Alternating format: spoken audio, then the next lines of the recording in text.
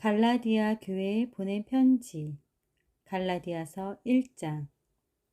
사람이 보냈거나 사람을 통해서 사도가 된 것이 아니라 예수 그리스도와 그분의 죽은 사람들 가운데서 다시 살리신 하나님 아버지를 통해 사도가 된 나 바울과 그리고 나와 함께 있는 모든 형제들이 갈라디아 여러 교회들에게 우리 하나님 아버지와 주 예수 그리스도의 은혜와 평안이 함께하기를 기도합니다.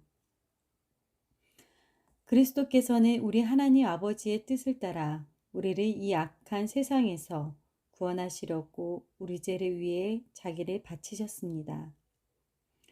하나님 아버지께 길이길이 영광이 있기를 바랍니다. 아멘. 다른 복음은 없다. 여러분이 그리스도의 은혜로 여러분을 부르신 하나님을 그처럼 쉽게 저버리고 다른 복음을 따르다니 정말 놀라지 않을 수 없습니다. 사실 다른 복음이란 있을 수가 없습니다.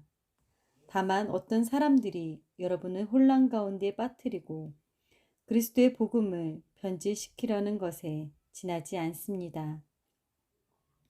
우리뿐만 아니라 하늘에서 온 천사라도 우리가 여러분에게 전한 기쁜 소식 외에 다른 것을 전한다면 저주를 받을 것입니다. 우리가 전에 말한 대로 내가 다시 말하지만 누구든지 여러분이 이미 받은 기쁜 소식 외에 다른 것을 전하면 저주를 받을 것입니다. 내가 지금 사람에게 잘 보이려고 하는 줄 아십니까? 아닙니다. 내가 원하는 것은 하나님의 인정을 받는 일입니다. 내가 이제 와서 사람을 기쁘게 하겠습니까? 내가 아직도 사람을 기쁘게 하려고 한다면 나는 그리스도의 종이 아닙니다. 형제 여러분, 내가 여러분에게 알게 합니다만 내가 전한 기쁜 소식은 사람이 만들어낸 것이 아닙니다. 이 기쁜 소식은 내가 사람에게서 받았거나 배운 것이 아니라 예수 그리스도의 계시로 받은 것입니다. 내가 전에 유대교에 있을 때 한 일들을 여러분은 들어서 알 것입니다. 그때 나는 하나님의 교회를 몹시 박해하였고 이에 교회를 없애버리려고까지 했습니다. 나는 같은 나의 또래의 그 어떤 유대인들보다 유대교를 삼봉하는 데 앞장섰으며 조상들의 전통을 지키는데도 누구 못지않게 열심이었습니다. 그러나 내가 태어나기도 전에 나를 택하시고 은혜로 나를 부르신 하나님이 자기 아들을 나에게 나타내어 이방인들에게 그분에 대한 기쁜 소식을 전하게 하시기를 기뻐하였을 때 나는 사람과 의논하지 않았으며 나보다 먼저 사도가 된 사람들을 만나려고 예루살렘으로 가지도 않았고 곧바로 아라비아로 갔다가 다시 다마스커스로 돌아왔습니다. 그 후 나는 3년 만에 베드로를 만나러 예루살렘으로 가서 15일 동안 그와 함께 지냈습니다. 나는 거기서 주님의 형제 야고보 외에는 다른 사도를 만나지 못했습니다. 내가 지금 쓰고 있는 이것이 거짓말이 아니라는 것을 나는 하나님 앞에서 여러분에게 확실히 말할 수 있습니다. 그 후에 나는 시리아와 길리기아 지방으로 갔습니다. 그때까지만 해도 유대에 있는 교회들은 내 얼굴을 몰랐습니다. 그들은 전에 자기들을 괴롭히던 사람이 지금은 박해하던 그 믿음을 전한다는 말만 듣고 나 때문에 하나님께 영광을 돌렸습니다.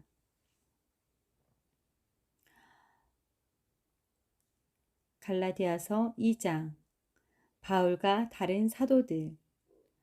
그로부터 14년 후에 나는 바나바와 함께 디도를 데리고 다시 예루살렘으로 올라갔습니다. 나는 하나님의 계시를 받고 예루살렘에 올라가 내가 이방인들에게 전파하는 기쁜 소식을 공식 석상에서 전하였고 지도자들에게는 개인적으로 설명했습니다. 그것은 내가 과거에 한 일과 현재 하는 일이 헛되지 않을까 염려해서였습니다. 나와 동행한 디도는 그리스 사람이었지만 억지로 할례를 받으라고 강요하지 않았습니다. 내가 이렇게 한 것은 몰래 들어온 거짓 형제들 때문이었습니다. 그들은 몰래 들어와 그리스도 예수님 안에서 우리가 가진 자유를 엿보고 우리를 다시 율법의 종으로 삼으려고 했습니다.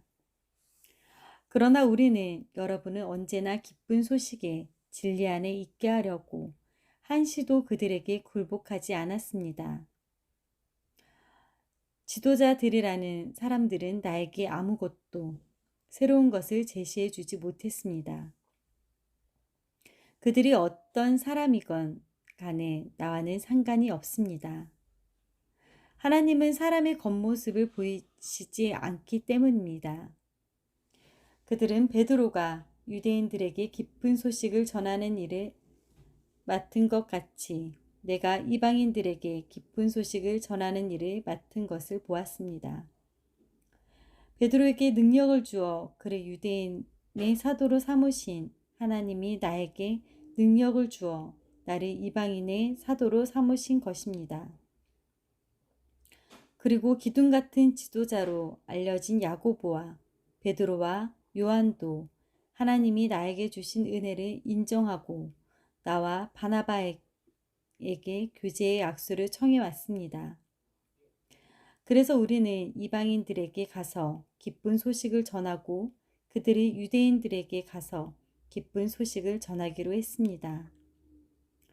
또 그들은 우리에게 가난한 사람들을 돌보라고 부탁했는데 그 일은 내가 전부터 열심히 해오던 일이었습니다. 그런데 베드로가 안디고에 왔을 때 그가 잘못한 일이 있으므로 나는 여러 사람 앞에서 그를 책망하였습니다. 그것은 그가 이방인과 함께 음식을 먹다가 야고보가 보낸 유대인 몇 사람이 들어오는 것을 보고 겁이 나서 나가버린 일이었습니다. 그러자 다른 유대인들도 안 먹은 채 하며 밖으로 나갔고 바나바까지도 그들의 위선에 유혹을 받았습니다. 그래서 나는 그들이 기쁜 소식의 진리대로 바로 살지 않는 것을 보고 모든 사람 앞에서 베드로에게 유대인인 당신이 이방인처럼 살면서 어떻게 이방인에게는 유대인답게 살라고 할 수 있습니까? 하고 책망하였습니다. 오직 믿음만으로만 구원을 얻는다. 우리는 날 때부터 유대인이지 소위 말하는 이방 죄인이 아닙니다. 그러나 우리는 사람이 율법을 지켜서 의롭게 되는 것이 아니라 예수 그리스도를 믿음으로 의롭게 된다는 것을 알기 때문에 우리도 그렇게 되려고 예수 그리스도를 믿고 있습니다. 그 누구도 율법을 지켜서 의롭게 될 사람은 없습니다. 만일 우리가 그리스도 안에서 의롭게 되려고 하다가 우리 자신이 죄인으로 판명되면 그리스도께서 죄를 짓게 하시는 분이라고 할 수 있습니까? 절대로 그럴 수 없습니다. 내가 이미 헐어버렸던 율법의 체계를 다시 세운다면 나는 율법을 범하는 사람이 되고 맙니다. 나는 율법에 관한 율법 그 자체에 의해서 죽었습니다. 이것은 하나님을 위해 살기 위해서입니다. 내가 그리스도와 함께 십자가에 못 박혀 죽었으므로 이제는 내가 사는 것이 아니라 내 속에 그리스도께서 사시는 것입니다. 지금 나는 나를 사랑하시고 나를 위해 죽으신 하나님의 아들을 믿는 믿음으로 살고 있습니다. 나에게는 하나님의 은혜가 참으로 귀중합니다. 만일 율법을 지켜서 의롭게 된다면 그리스도께서 헛되이 죽으신 것이 되기 때문입니다. 이는 하나님의 말씀입니다. 아멘.